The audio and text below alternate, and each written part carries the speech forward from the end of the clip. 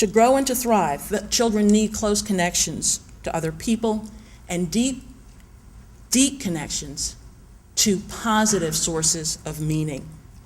So I am suggesting to you that our children's humanity, I'm saying to you that our children's humanity depends on our ending advertising and marketing to children as soon as possible, and finding new ways to teach them values that will allow them to sustain their connections to each other.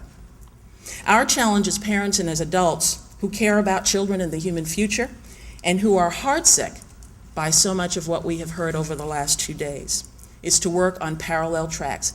Every suggestion that's been made here that may have some prospect of doing something, we ought to be working on very, very vigilantly, very intentionally and eagerly. And so we have to develop strategies for protecting our children and for coping with this system as it exists. But I really hope that we will not abandon the effort to overturn it entirely. We need to lift our sights beyond the goals of just stopping sexualization and stopping commercialization. We need to get our sights higher, set it higher on building a culture that calls forth the best instead of the worst in our children. And we have to spend a lot of time boldly envisioning what that might look like.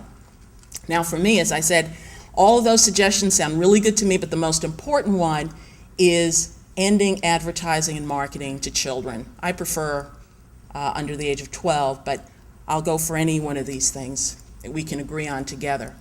We have to find a way to end marketing to children. It has no place in a society that wants to call forth the best in its children. Secondly, as parents, I think we need to hold up and re-engage with our children around a more ennobling vision of what it means to be a human being.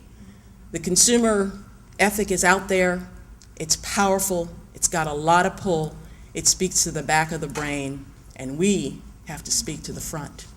It's hard to do, a lot of competition.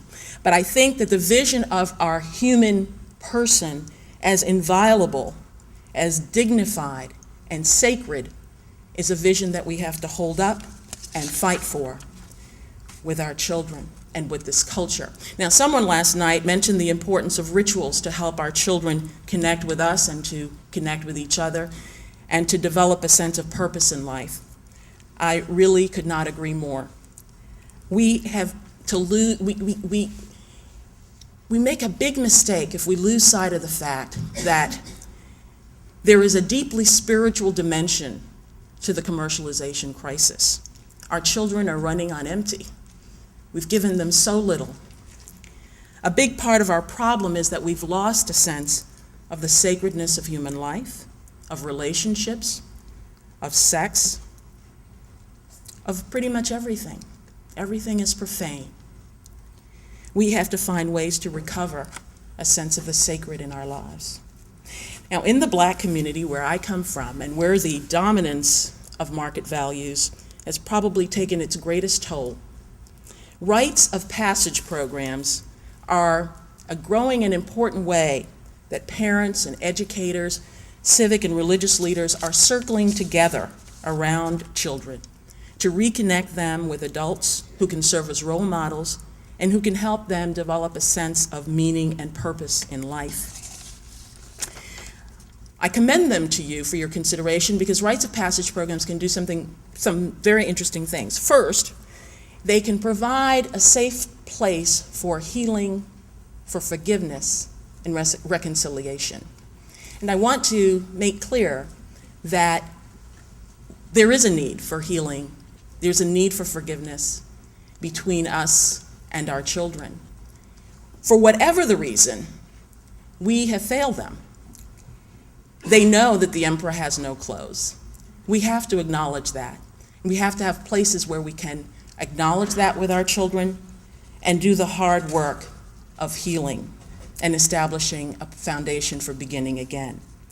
Secondly, rites of passage programs offer an opportunity for adults themselves to come together and reflect on the wisdom and the values that are worth passing on to our children. We haven't had a chance to think about that ourselves lately because we're so busy doing all the other things that intrude and demand our attention. But once we have done that, we can share that wisdom and those values with our children. Third, these programs give us the opportunity to sit with our children and listen to them and share what adult knowledge and wisdom we can with them.